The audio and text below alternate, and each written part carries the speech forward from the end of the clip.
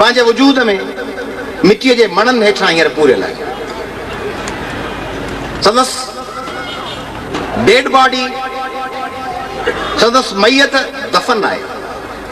पर इंसान सिर्फ़ मैयत हूंदो आहे।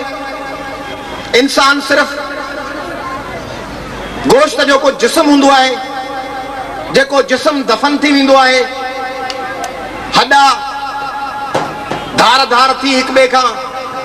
मिटीअ में ग़र्क़ थी वेंदा आहिनि, अखियूं खोपा थी वेंदियूं आहिनि, वार चढ़ी वेंदा आहिनि, गोश्त ख़तम थी वेंदो आहे, हिकिड़ी हॾनि मुठ बचंदी आहे। या इंसान उन खां सवाइ, उन जिस्म खां सवाइ, उन हॾनि खां सवाइ, उन गोश्त खां सवाइ, उन वजूद में ओढ़ियल कफन जे कपड़े खां सवाइ जेकॾहिं इंसान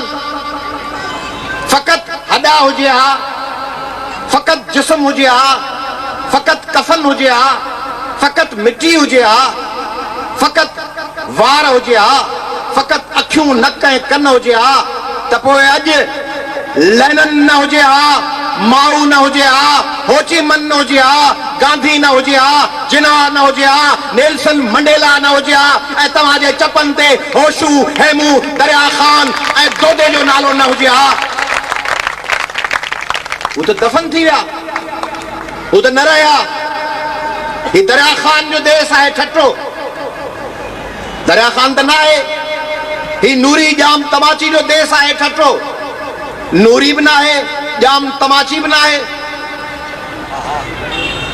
पर उन्हनि जा छॾियल मिसाल आहिनि। उहे मिसाल जिल्ला फैज़ चयो हो, जब खुली तेरी राहों में शामे सितम,